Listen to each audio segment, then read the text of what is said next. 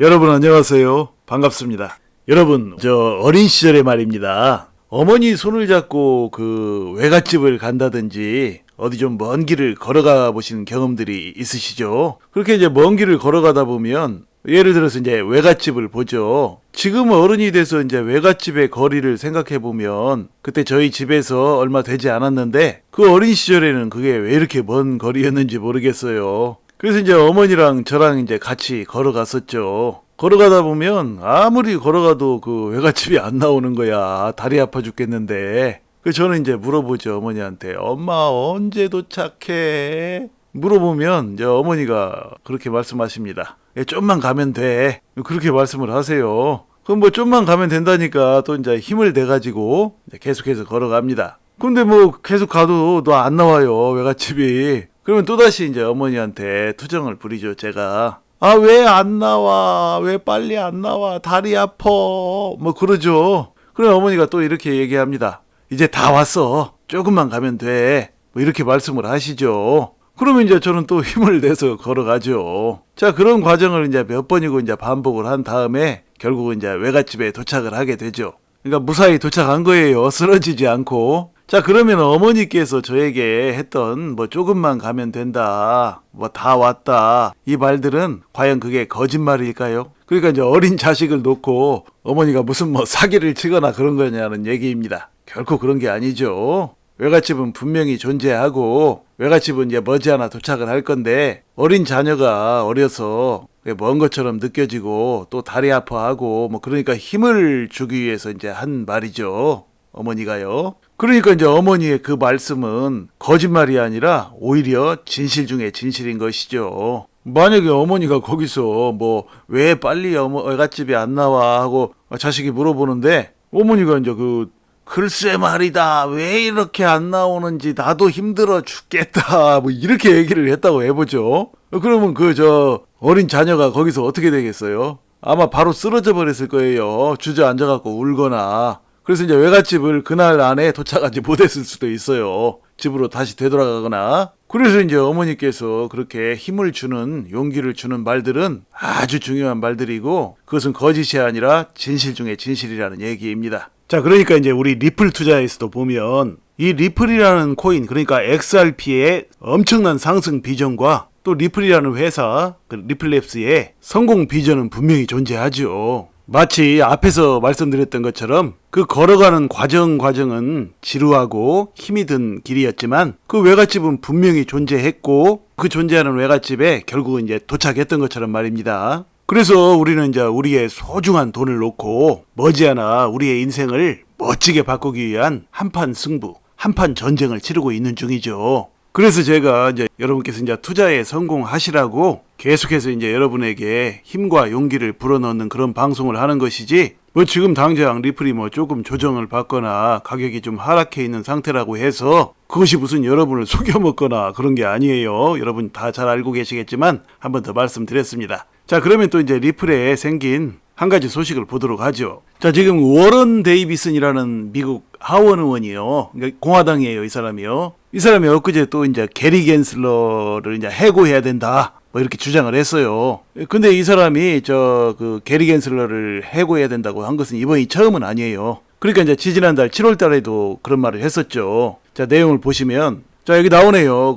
데이비슨 하원 의원이 SEC에서 게리 겐슬러 의장의 리더십에 대해서 이제 반대 의사를 표명한 것이 이번이 처음은 아니라고 나오네요. 지난 7월 달에 그는 SEC를 구조조정하고 게리 겐슬러를 자신의 직위에서 제거하기 위한 법안을 제출했다, 뭐 이렇게 나오는군요. 그리고 이제 데이비슨은 그 게리 겐슬러를 의회가 시장을 보호해야 하는 폭군적인 의장이다라고 불렀다고 그래요. 뭐 근데 이 의회뿐만이 아니라 이 게리 겐슬러는 누가 봐도 지금 그렇게 폭군적인 사람처럼 보이죠. 이게 이제 자신의 취향과 고집대로 이제 그 정책을 실행하는 거예요. 공직자로서 이제 굉장히 위험한 인물이라고 볼 수 있죠. 자, 그런데요, 이제 그 밑에를 보면 그 SEC의 접근 방식으로 인해서 이 디지털 자산 개발이, 그러니까 지금 암호화폐 얘기하는 거예요. 이 디지털 자산 개발이 미국에서 멀어지고 있다는 우려가 커지고 있습니다, 뭐 이렇게 설명했는데 이게 맞은 말이에요. 지금 미국 입장에서 보면요, 미국에 생각 있는 사람들은 이걸 굉장히 지금 우려하고 있어요. 그러니까 이게 무슨 말이냐면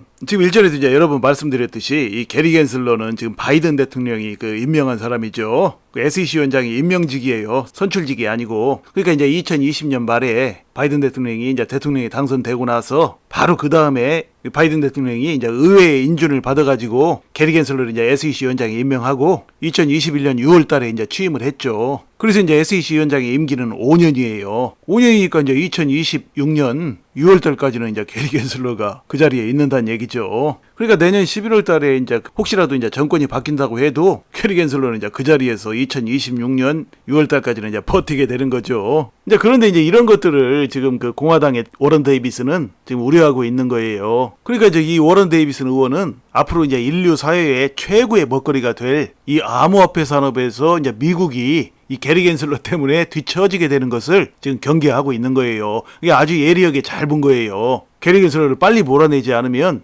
미국이 이제 그 암호화폐 산업에서 그 주도권을 다른 나라한테 지금 뺏기게 된다는 그런 얘기죠. 이미 지금 그런 움직임이 일어나고 있죠. 뭐 홍콩에서 이제 암호화폐 패권을 자기들이 이제 차지하려고 하는 그런 움직임, 그런 시도는 제가 일전에도 강의에서 이제 여러 번 말씀을 드렸죠. 그런데 지금 이 홍콩은 어느 나라의 것입니까? 바로 중국령이죠. 물론 중국에서도 말이죠. 그 한때 암호화폐 산업을 탄압을 해가지고 암호화폐 산업들이 전부 다 이제 해외로 빠져나가기는 했어요. 뭐 왜 그러냐면 이제 그 암호화폐가 불법 자금의 온상이 될 수도 있는 그런 우려 때문이죠. 그러나 중국에서도 지금 그렇게 해놓고 나서 불안해하고 있어요. 암호화폐 산업에서 자기들이 이제 패권을 쥐기를 원하는 것이죠. 그래서 지금 홍콩을 통해서 중국이 그 실험적 접근을 하고 있는 거예요. 그러니까 중국이라는 나라 본토의 안정성도 지키면서 아직은 중국 본토에는 큰 영향을 미치지 않는 홍콩을 통해서 먼저 이제 암호화폐 산업을 뿌리내리게 하고 그 주도권을 홍콩이 갖게 만든 다음에 나중에 이제 홍콩을 흡수하면 된다.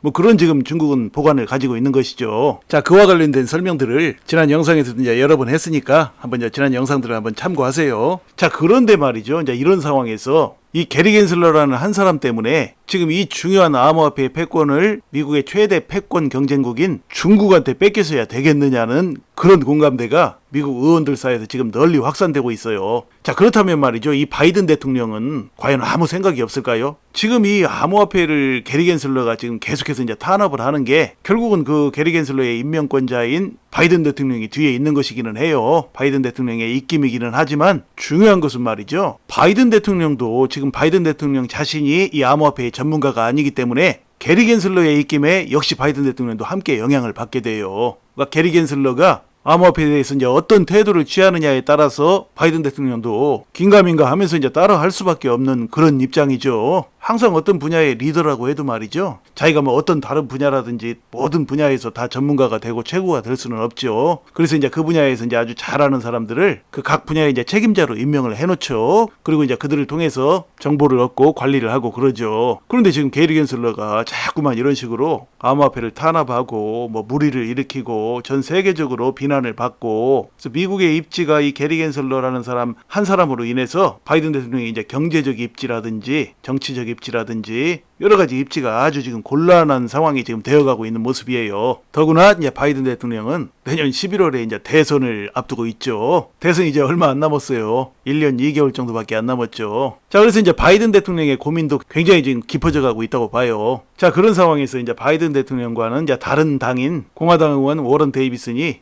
이제 그 게리 겐슬러의 해임을 촉구했어요. 지속적으로 이제 게리 겐슬러의 해임을 촉구하고 있죠. 자, 이런 모습들도 이제 게리 겐슬러의 입지를 엄청나게 약화시키는 요인이 되죠. 자, 이렇게 이제 전체적으로 볼 때 말이죠. 지금 게리 겐슬러는 지금 그 입지가 너무나 약해졌어요. 그러니까 이제 일전에도 제가 강의를 드렸듯이 게리 겐슬러는 이제 더 이상 선택의 여지가 없어요. 최근에 뭐 항소도 하고 했다고 하지만 지난번에도 이제 제가 강의에서 말씀드렸듯이 그 항소권이 이제 성공하기가 힘들죠. 왜냐면 이제 시간의 문제도 있고 그 항소를 이제 그 법원에서 승인해 줄 가능성도 현저히 적고, 또 항소를 승인해 준다고 할지라도 내년 말이나 돼야 뭐 항소가 시작이 되고, 또 그에 대한 이제 결론이 나오려면 내년 말 그때로부터 또 한 18개월 정도 이제 시간이 걸리는 그런 상황이죠. 그럼 뭐 내년 말이면 이제 바이든 대통령이 이제 대선이 있고, 그런데 이제 바이든 대통령이 이제 이런 불리한 사안들을 놓고 내년 대선을 치르려고 하지 않을 것이라는 얘기죠. 제가 그런 말씀 많이 드렸어요. 자, 그래서 제가 이제 작년부터 줄기차게 이제 강조했던 대로 지금 SEC와 이제 리플은 서로 합의를 하게 될 가능성이 상당히 높아요. 물론 장담할 수는 없어요. 그러나 전반적인 정황으로 보면 그렇게 될 확률이 굉장히 높습니다. 아마도 지금 이 합의에 대한 물밑 작업이 지금 이루어지고 있지 않을까 그렇게 생각을 해봅니다. 이 리플이 승소하는 것보다는 합의하는 것이 오히려 리플사에게는 물론이고 리플 투자자들에게도 엄청 유리하다고 말씀을 드렸죠. 그러니까 이제 리플 XRP 가격 상승에 합의가 훨씬 더 도움이 된다는 그런 얘기예요. 왜냐면 승소를 하게 되면 두고두고 이제 후환거리가 되죠. SEC가 이제 또 반격을 함내 어쩌네 하면 비록 그 반격이 이제 바로 이루어지지는 않겠지만 그 이슈로 인해서 또 이제 그 리플 XRP의 가격이 정체하는 그런 요인이 되죠. 그런데 이제 이 합의를 하게 되면 그럴 우려가 다 사라져 버리죠. 합의를 하면 이제 그동안 이제 SEC와 리플 사이에 그 먹구름처럼 드리워졌던 그 모든 불안감이 일시에 이제 다 거쳐버리게 되는 거죠. 그러니까 이제 더 이상 후환거리가 없어지는 거예요. 그러니까 이제 이 합의를 하게 되면 리플의 가격 상승에는 더할 나위 없이 좋은 호재가 된다는 그런 얘기입니다. 자, 그러므로 여러분께서는요, 이런 시장 분위기에 이제 흔들리지 마시고요, 항상 차분하고 지혜로운 투자로 앞으로 여러분의 인생을 바꿀 만한 멋진 수익들을 내시기를 간절히 소망합니다. 자, 이야기를 마칩니다. 여러분 시청해 주셔서 감사드리고요, 항상 건강하시고 행복하세요. 감사합니다.